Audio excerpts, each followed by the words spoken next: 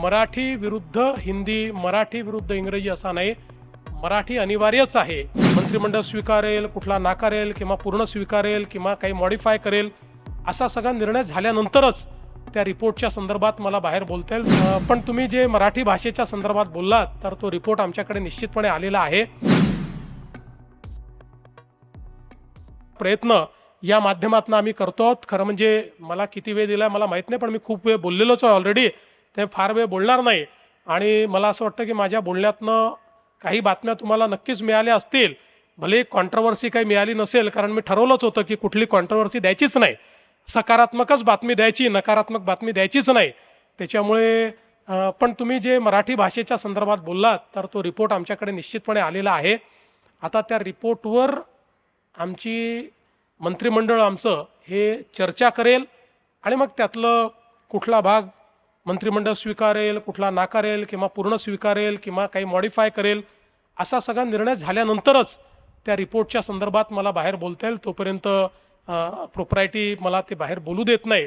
पण मी एवढंच सांगतो की पहिल्या दिवशीपासनं आमचा प्रयत्न हा कुठेही मराठी विरुद्ध हिंदी, मराठी विरुद्ध इंग्रजी असा नाही, मराठी अनिवार्यच आहे आणि मराठीच अनिवार्य आहे. इतर भाषा या शिकल्या पाहिजेत या संदर्भात आमचा एक प्रकारे मला असं वाटतं की NEPच्या माध्यमातून जो काही त्या ठिकाणी एक पॉलिसी आलेली आहे, ती पॉलिसी आपल्या राज्यात कशा पद्धतीनं अडॉप्ट करायची हा आमचा प्रयत्न आहे. कारण बहुभाषिक होणं याचा निश्चितपणे व्यक्तीला फायदा मिळतो आणि म्हणून त्या दृष्टीनं हा जो काही रिपोर्ट आहे त्या रिपोर्टच्या संदर्भात योग्य वेळी आम्ही निर्णय घेऊ.